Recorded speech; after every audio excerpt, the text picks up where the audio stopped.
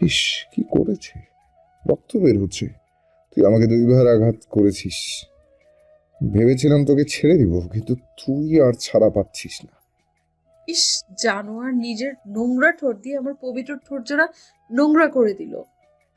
তোর ভাগ্য ভালো, শুধু ঠোঁট নোংরা করেছি, না হলে তো পুরো শরীরটাই নোংরা করে দিতাম। জি ভাই। এর দিকে নজর রাখবি, যেন পালাতে না পারে। আচ্ছা। আঙ্কেল, দরজাটা খুলুন। কে? কে? আঙ্কেল, আমি মেহরাব। ও, আস বাবা। তুমি এত রাতে? মাহি, মাহি কই? মাহি তো অফিসে না। না, ও তো বিকেল 5টার সময় অফিস থেকে চলে এসেছে। মানে কি? ও কোথায় তাহলে? আবারও তো একই প্রশ্ন। ওর ফোনটাও সুইচ অফ।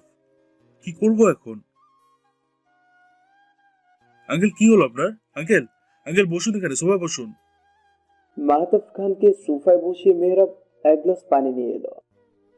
নিন আঙ্কেল, পানিটা খান। এখন ঠিক আছেন আপনি? বাবা। ওকে। আমি বারবার বলছি, ওই এই মেয়েদের গায়েব হওয়ার কেসটায় তুই জড়াস না। তোর কাজ জেলাটার খেয়াল রাখা। তুই তাই কর তা না। এই কেসগুলোর সাথে নিজেকে জড়িয়ে নিল। ওর জীবনে যে কতটা ভয় ও বুঝতেই চায় না।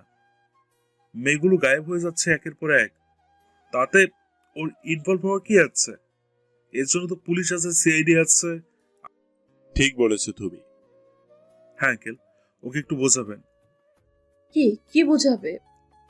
দুজনেই একবার মাহির দিকে আর একবার ঘরের দিকে তাকালো। ঠিক 2টা বাজে। তুই কোথায় ছিলি মা? অনেক গল্প, আগে বসতে তো দাও বলছি। মাহি এসে বাবার পাশে বসলো। মেহরাব, আমার জন্য একটু পানি আনো প্লিজ।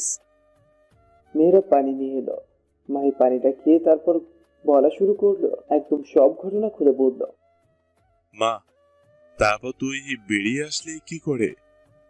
হুম, আগে ওটা বল।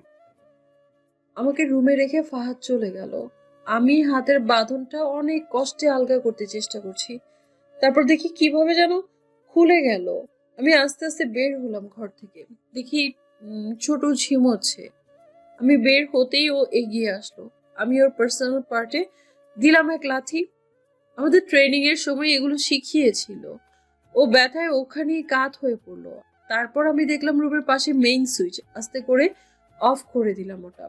পরে দেখি ওই ঘরে পুরো হট্টগোল শুরু হয়ে গেছে।